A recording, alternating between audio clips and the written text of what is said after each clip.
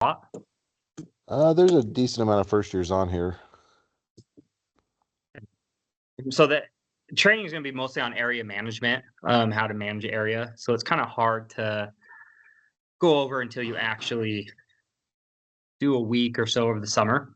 But the sales cycle um, is kind of broken into 5 parts: prospecting, qualifying, presenting, overcoming objections, and then closing.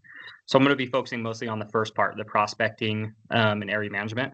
And so in our job, our prospects are endless. There's always going to be another door to knock. There's going to be another area to go to. We have an unlimited supply, which is kind of unique to our to sales. But prospecting is a skill that can help turn that another door to a quality customer by how we look, think, and manage our area. So I narrowed it down to 3, I guess, rules or like categories to how to have a best and efficient area management. Um, and the first, well, actually, before I get to those 3, I have a quote that I'm going to read by W.C. Holman. But it says, hard work alone will accomplish remarkable results, but hard work with a method and system will perform seeming miracles. No one can profit more by a realization of these truths than the person who sells for a living. So hard work will accomplish a lot, but having a method and a system will perform miracles. So that's why it kind of goes hand in hand with the area management, why it's so important to have like a system in place of how we do things. But so the first rule that I have to have an efficient area management is to stay put. No one likes an area when they first get in. My least favorite time in an area is my very first day because you kind of feel out of place. You don't feel like at home. But honestly, I can't stress enough that the secret to selling a lot is to stay put into one place. And I actually, Benji, years ago when we were in office, his cousin actually, one of our friends, was selling. Benji, you want to tell that story? Sure. So this was in Pensacola, Florida, but I don't know, was it Andrew's first year or had he sold before? Do you remember? I think it was his first, wasn't it? Or part of the summer? It might have been first. Might have been first or second year. I can't remember, but dropped him off in his area. This is one of my cousins that I grew up with. Me and Travis had grown up with him. Dropped him off in his area. I remember picking him up that night, and he just got wrecked. Like, said there was another alarm company selling in the same neighborhood, said there was a pest control company selling in the same neighborhood, and said that there was like someone selling magazines. And he's like, I'm telling you, this is the worst neighborhood you ever could have dropped me off in. Please don't take me back. We had like some rules as a group that you had to stay put in the area. You had to be there at least a week. And we normally tried to get people to stay longer. And Travis will talk about why that's so important. But we go the second day, drop him off. Same thing, gets back in the car, didn't sell anything, said the other salesmen are still in the neighborhood, was genuinely mad at me for making him stay in that neighborhood. We're close friends. It wasn't like we didn't know each other, and he's like thinking I'm a big jerk telling him to stay put. Third day, we pull up to the area, and I remember looking at him in the car when it was time for him to jump out of the car, and he was like borderline hyperventilating because he did not want to get out of the car. Like, he was like, just take me somewhere else. Anyways, that day, he ended up selling 3 accounts. He finished that neighborhood, was in there was like a month and a half or something crazy. He was in there for like a really long time. Couldn't get him to leave. I think he sold like 70 accounts on the year, and I think he sold like 45 of them in that neighborhood. That his first 3 days was the worst neighborhood I could have ever dropped him off in. But by the end, it was like I couldn't pry him out of that neighborhood. He was walking through the neighborhood, and sometimes I'll call him during the summer and have him tell the story. But the first 3 days, it was the worst neighborhood of his life. If you ask him now, hey, what's the best neighborhood you ever knocked? He'd say Aruba in Pensacola, Florida. So those of you guys that are going to Mobile. Mobile, yeah, you might be able to go run in that neighborhood. But anyway, that's the story, Trav. I don't know if there's anything else you're looking for on that, but So I feel like any vet can relate. Like we've all had areas where like this is terrible, but the secret is just staying in there. Because the longer you're in an area, the quicker you become like the pro. Because every neighborhood's a little different, and so a good salesman will kind of adapt his pitch and what he does in each neighborhood he's in to be more effective. And one person that I know that's really good about that, about kind of adapting to each neighborhood, whether she's in a kind of lower income, middle income, or higher income neighborhood, is Lindy. Lindy, are you on here? Yeah, I am. Perfect. So I guess, Lindy, what do you do when you're in an area? Like, what do you look for? If you're in a first day in an area, what's some of the things you look for? I would say when I first get into an area, I definitely look at how old the homes are, like when they were built, because I'm always adapting my pitch to that. I look at what's around the neighborhood, like if there's a busy street or a school or stores or anything like that. I look if it's young or old families or like old couples. I always ask neighbors about the crime in the area, like what's happening around. And most importantly, I look at like the cameras, the alarm systems, like the alarm signs in the yards, everything that has to do with what we're selling. And how does that kind of change how you approach? Like when you look for some of those different things, how does that change your approach to your pitch or how you talk to someone?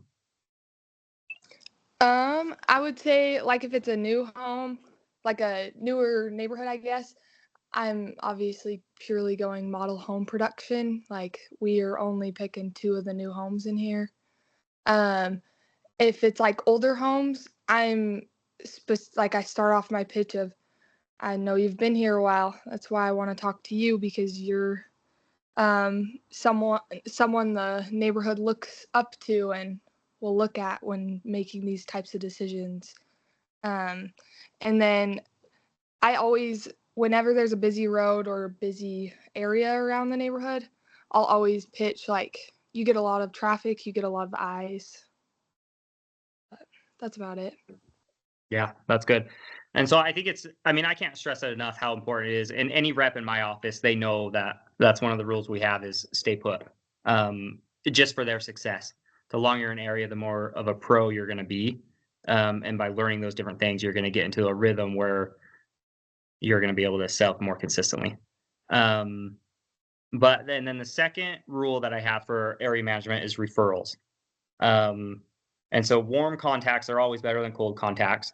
But there's 2 people in our office last year that seemed to get a lot of referrals. One was Brian, but he's feeling a little sick right now. So I'm gonna have CJ. CJ, you on here? Yo, So CJ, last year was your first year, right? Right. How did you go about getting referrals? I kind of learned from Brian, like you said. Um, One thing that Brian used to do was, like I said, before he left every sale, he just kind of threw it out there that he's running a referral special or something like that, and basically, if they know a friend or um, a relative who might be interested in the same thing that they got.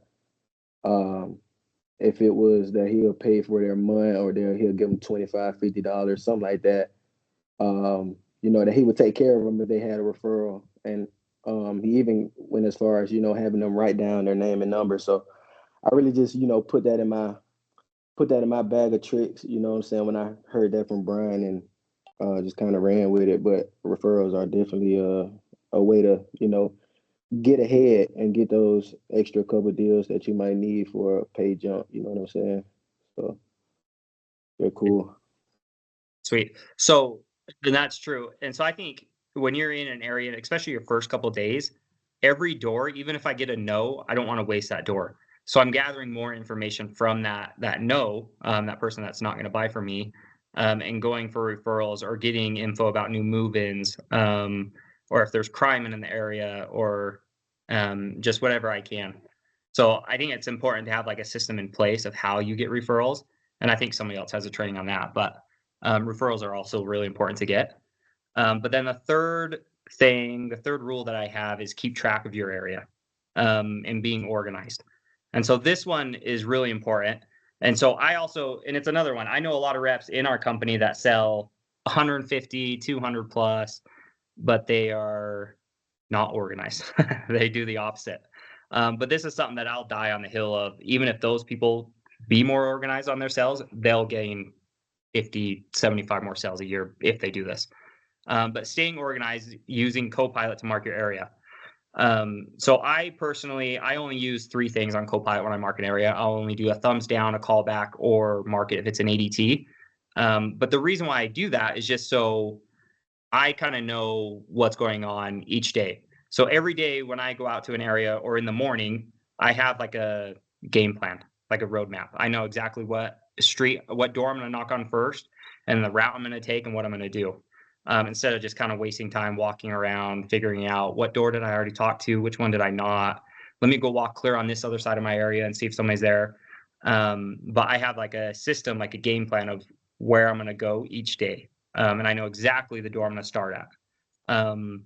And so my goal, and one thing I try to teach my reps, are to limit the amount of walking. The worst thing you can do is just kind of wandering around your neighborhood and just kind of like just walking all over the place, knocking a door here and there. But then towards the end of your week, or if you've been in that area for a while, you're just going to have blank spaces everywhere, and you're just going to spend your whole time walking around. So I break it off into parts. So if I have an area, I'm going to have just a section, like a street or two, and that's all I'm going to knock that day. I'm going to go up and down. I'm going to knock that same door maybe 3 or 4 times in the next couple days, even if they don't answer, because I know eventually they're going to be home, right? Sometime I'm going to catch them. But I have a system where I just kind of go around, and that way I can talk to more people, because I'm convinced that the people that are the hardest to get a hold of that don't answer the door are the easier sales, just because they're not home a lot, and they're not getting pitched as much. So I'm going to constantly kind of go through and keep marking my area and do that. But other than that, the only other thing Brad said he said in the chat, and you don't have to do it right now, but if we could, I think it'd be good. He said, could you pull up an area and walk us through how you do it on Copilot? Do you have Copilot on whatever you're doing the teams on? just on my laptop, but I wonder if I can just get it on I have my iPad right here. I wonder if I can show it on my phone. Hold on. And along those lines, earlier in the day, are you only knocking signs of life? Are you knocking every door? Yeah. So at the very beginning, it depends. If I'm in a neighborhood where it's kind of nicer and they have a garage, you can kind of see the tire marks. I'll still knock them because they might park in the garage. But if they have a carport or something like that, obviously, no, I'm not knocking it if there's no signs of life. I'm going to go to the ones that have 2 cars first, just because I know both spouses are probably home. And yeah, I'm going to look for those different signs of how to do it. But I'm still going to stick to a couple streets. I'm not like if I have let me pull it up. I don't know if this will work, but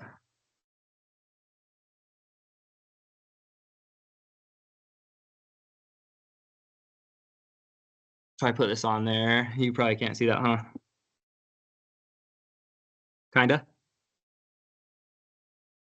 Brad, does that work? Kinda. Not really. I don't know. If I text you a link, you might be able to join it separately.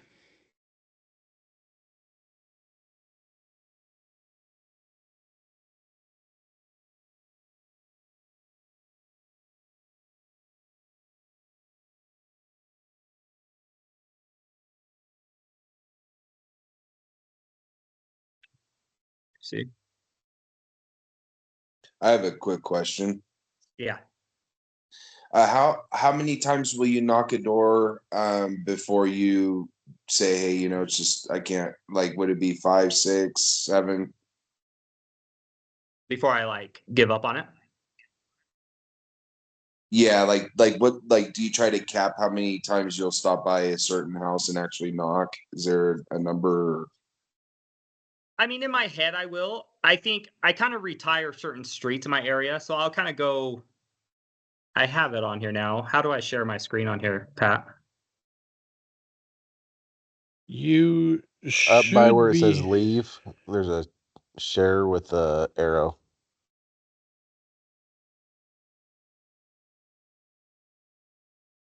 On my phone. Eh, Here, let me make your. I bet it's because you're not a presenter on your other account. Let me find you. You kind of retire. So if I'm starting off on like 3 streets, two or 3 streets in my area, and I'll kind of go up and down those, and I'll keep selling. But when I'm starting to slow down, I'll kind of retire one and add in another street to that, if that makes sense.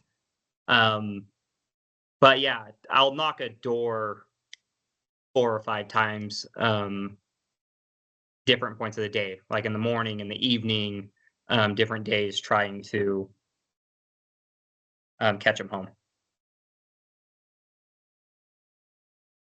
Cody, some of my favorite areas, what I would do is I would do similar to what Travis is doing, but then on Saturday, I would go back to all those retired streets and hit everyone that I couldn't catch just because working people that aren't home. That makes sense. And those people that aren't home are always like, those are the deals. Those are the people that haven't been pitched before. Those are the people that, are never home. So they like the idea of having an alarm system. So it's, yeah, for sure important to keep going back. It's not letting me share. I'm not sure how to, but yeah, but I'll like have a system in place where I keep doing that. But the only other thing I can't stress enough that whenever I'm knocked with a rookie that drives me insane, is you got to make sure that you look the part, because people are always watching you in your area. So if I'm done pitching a door, and my biggest pet peeve is when a rookie will just stop and just stand there, pull out their iPad, and just start looking or like trying to mark an area. I want to always be looking busy. I want to always be looking like I belong there. I have to have something to do. I don't have time to just stand here. I'm walking quick. I'm not just wasting time on my phone, texting, all that stuff, because people see that. And so when I knock on a door and I pitch them and I say like, hey, how's it going? My name's Travis. I'm with ADT. I'm sure you've seen me in the area. My goal, and my goal is I've been in that area long enough that people say, yeah, what are you doing? Like, I have seen you. And if they see me just standing around, it's going to make my job 10 times worse or harder.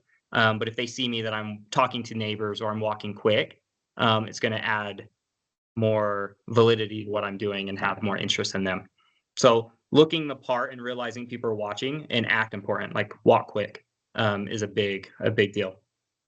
But that's all I have on area management. I know that you guys wanted me to go a little bit over correlation meetings, but I guess, does anybody have any questions about managing area? I got a question. What are some of the things that in some of your best areas that you stayed there for a long time? The things that you find out about an area after you've been there a week or two that maybe you wouldn't have after the first couple days? I think a lot to what Lindy was saying, where if I hear certain crime, or you always hear, there's always like influential people in each area.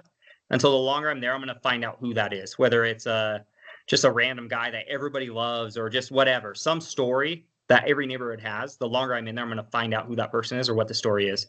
But the history of crime or different things like that, if there's been a break-in or a crazy family that lives there that everybody's kind of worried about, something like that. The longer I'm in, I'm going to find out about those stories, and then I can kind of use that into my pitch. with it. Does that kind of answer that? Yeah, no, that's great. I mean, I think, influential teacher. I remember Andrew in that story. I think he sold the president of the HOA, and everybody knew who the president was because he sends his monthly flyers out or whatever. And then he had sold like a firefighter in the neighborhood that same thing everybody knew. So when he talked about fire protection and the smoke alarms, he used that. But no, that's great. That answered the question. It's mine and Benji's rookie year, there was a guy named Charles Harding that was in one neighborhood where That's right. the neighborhood Everybody that we knew knocked, Charles Hardin. everybody knew him, and we'd bring it up. Once we found that name, we'd bring it up, and everybody knew him. We'd be in city neighborhoods outside of that neighborhood, and people knew him. But yeah, that's a good point. Is you don't want to feel like the stray cat in the neighborhood. And your first day in every neighborhood, you're going to kind of feel like a stray cat. The longer you're in there, you feel like, hey, I own this neighborhood. This is my neighborhood. And that's what I want to feel like. So I stay there as long as I can because that's how I'll get that information and I'll sell more. But my best neighborhoods, every summer, I'm going to be in a neighborhood that I've been in for like a month long. And I'm just, once you get momentum, it's just contagious and you stay in there. So, but any other questions on area management? Cool. The last thing, and it's going to be kind of short, is just correlation meetings. And I mean, this is kind of more for managers, but how we do correlation meetings every day is the number one objective that we want is it to be energetic, it to be hyped. So we always have like somebody's playing music when we walk in, somebody's in charge of that. And when we do numbers, when I first ran a team and teams that I've been in the past, when we were doing numbers, it was just kind of like this boring, longer thing. Everybody would say what their goal was. 1, 2, what'd you sell to? Okay, let's platform. And it was like quick, but we wanted to be more energetic about it. So whenever somebody sells, we have them like stand up or they're running down, like high-fiving everybody while the music's going. But the thing that we try to do with our correlation is just have that energy. Because if you have a long, drawn-out correlation meeting where people are getting bored and tired, that's going to transition into when you drop them off in their area. And so we want it to kind of end on a high so they can start their day on a high. But we have different people in charge of different things. So we have somebody in charge of competitions, incentives, our own in-office incentives. We do a little game and go at the end of every correlation that we have a competition in car groups. But everybody kind of has a role. But our main thing is just not to have them too long and just be energetic. But that's all I got on that.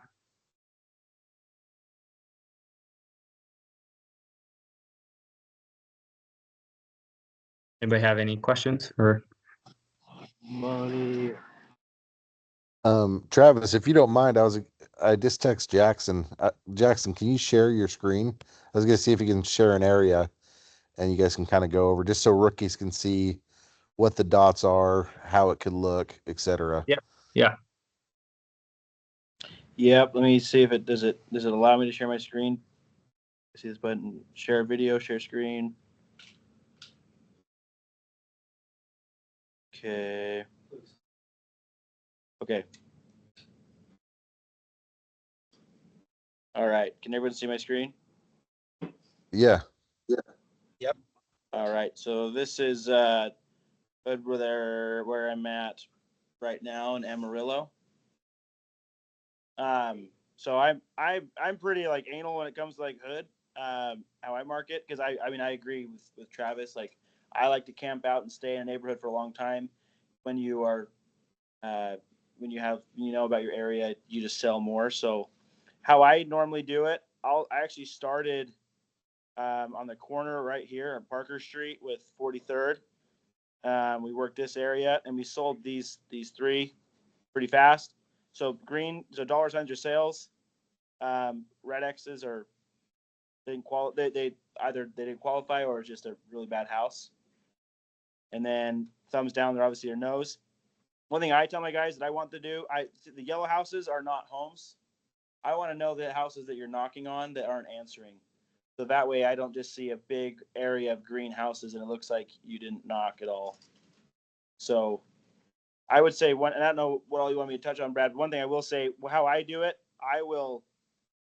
I don't try to go through my entire hood in one swing. Like I'll break it up into sections. I think, yeah, kind of like probably Travis was saying. So I start with Parker. I work up Parker, and then I actually took a left, went down South Travis Street, and I sold these two on the way down. And then I turned back around, and I went up Parker, and I actually just kept working up Parker. So by the end of the day, I only came up to the like 40th Avenue. So in like 1 or 2 days, I really only knocked like, like a street and a half or 3 blocks. Rather Can you than just do endless sweeps. Yeah, go ahead. can you click on a house and show like how to dispatch it and how it all works? Just so Yep. rookies can know. Yeah. So if I'm knocking on this door, I tap on it. So I'm in the house. Let's see how you qualify. I click on the home itself. I push that plus button, and now the lead will auto generate. Now there's the address, and then sometimes there's a name, sometimes there's not. So then I'll put their name. I'll put in all the information that they need, and then you do a little signature, and then they sign it, and then you qualify. Is that what you were meaning? Yeah, just that you can click the house, you can dispatch, you can change interested, not interested. Oh yeah. So then if they're not interested, so we knock on a house, click on it. So not interested, didn't listen, no presentation. I'll do visited, not home if they didn't answer. And then depending on the situation, I'll respond however it happened. So it does help to like. I'm like proud of how I manage area. Like this is something you want to put a lot of energy in because it just helps you sell more. So yeah. Sorry, Travis. I thought that might be helpful. No, that's good. Yeah, I agree with everything. I think it's just like he said, instead of just walking on both sides of that neighborhood, you stick to one side, and then you slowly merge it to the next side and that one side, and then the next one, and you just kind of slowly move over. Instead of just walking all through the whole neighborhood on day one, and then day two, just walk through the whole thing again. Because my goal is I want to pitch more and not walk as much. And we've all seen a lot of reps, and I've been guilty of this myself, where you think you'll remember, and then you come back and you're like, oh crap. Did I knock that? Did I not knock it? Just having it organized will lead to more sales. Yep. I think what Jackson said as well is knowing the difference, like that you knocked it, but you didn't talk to anybody or didn't talk to the decision maker, and keeping track of that stuff. Cause I feel like I've had days where I'm like, geez, I'm getting my butt kicked all day, and feel like I'm just striking out. And then when I look back on the day actually, and I pull up the area management tool, I'm like, I've actually only talked to 1 or 2 qualified buyers. There was a bunch of people that didn't answer. And it's good to be able to look back and remind yourself like, okay, wait, who of the doors I've knocked have actually answered and have been qualified buyers? If you talk to the 12-year-old kid and the parents weren't home, you shouldn't be beating yourself up over that door, but you should definitely go back.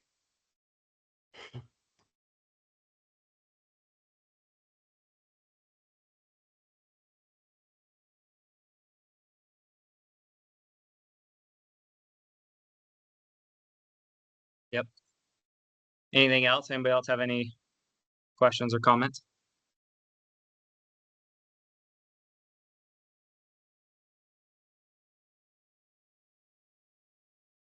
Sweet.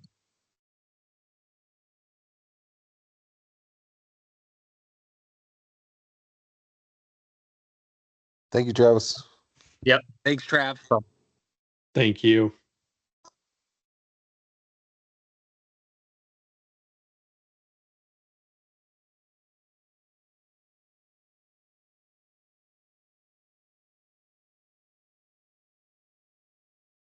Thank you.